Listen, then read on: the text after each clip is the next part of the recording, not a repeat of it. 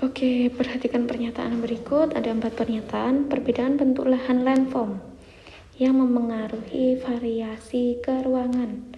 Bentang budaya terungkap pada kajian. Jadi ketika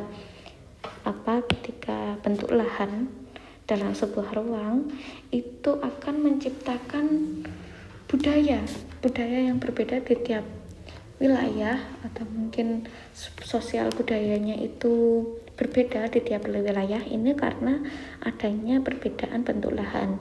Nah, ditunjukkan dalam apa? Ditunjukkan dalam perilaku, biasanya lebih ke perilaku masyarakatnya. Ini jawabannya yang benar adalah 1. Distribusi lokasi sawah. Kemudian 2. Perbedaan pola tanam padi. Kemudian 3. Perbedaan bentuk dan ukuran petak sawah. Nah, kenapa yang 4 enggak?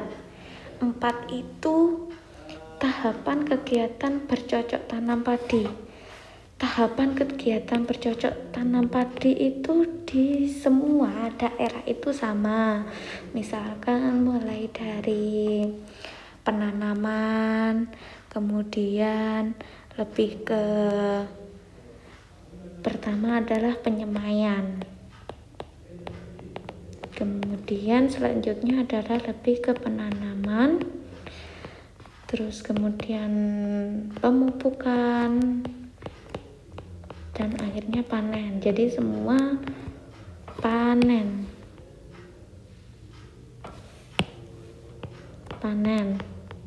Jadi untuk tahapan-tahapan kegiatan bercocok tanam padi di semua daerah itu sama.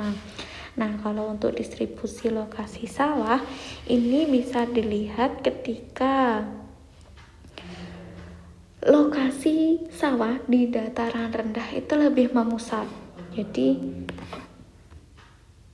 ini poin 1, sawah di dataran rendah, misalkan ini lebih memusat. Tapi memang iya ini adalah memusat, soalnya kan ada daerah-daerah tertentu yang dia sudah dibangun perumahan, atau mungkin daerah-daerah tertentu yang dia menjadi fasilitas publik. Kemudian ada sawah di daerah tertentu yang biasanya di desa. Kemudian kalau di sawah ini dataran rendah, dan ini di dataran tinggi. Kalau di dataran tinggi dia kan persawahannya lebih meluas, jadi lebih lebar, dan juga dia tidak memusat. Misalkan di daerah A ada, daerah B ada dengan ketinggian yang berapa itu ada. Nah, kalau misalkan dataran rendah ya memusat ya di situ tok gitu, tidak ada ketinggian juga. Sedangkan kalau di dataran tinggi kan untuk sawahnya juga bisa dibedakan. Misalkan di dataran tinggi, di Cangar misal, dia sayuran-sayuran. Kemudian kalau untuk yang mungkin di Pujon atau mungkin di Ngantang, dia lebih ke pertaniannya bahan pokok atau mungkin buah, seperti itu. Jadi adalah distribusi lokasi sawahnya itu akan menentukan bentang budaya yang ada di sana. Kemudian perbedaan pola waktu tanam padi. Nah, di sini pola waktu tanam padinya ada 3. Nih, ada 3, yakni musim tanam utama, musim tanam gadu, dan musim tanam kemarau. Ini sebenarnya mungkin sama saja di daerah-daerah di Indonesia, namun kita baca lebih wilayah dengan tipe iklim spesifik seperti Sulawesi Selatan atau wilayah pada lahan pasang surut mungkin memiliki perbedaan periode musim tanam. Ini yang menyebabkan, misalkan ini daerah pasang surut, berarti kan ini lebih ke landformnya, dan dia bentang budayanya gimana? Padahal dia akan memiliki perbedaan periode musim tanam. Walaupun sudah ada tiga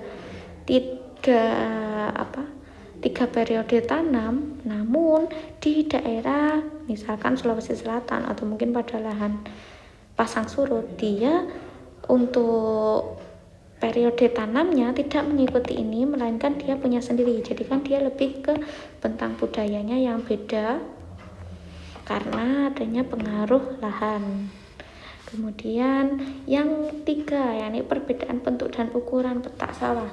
Coba kita lihat di sini, bentuknya adalah beda-beda.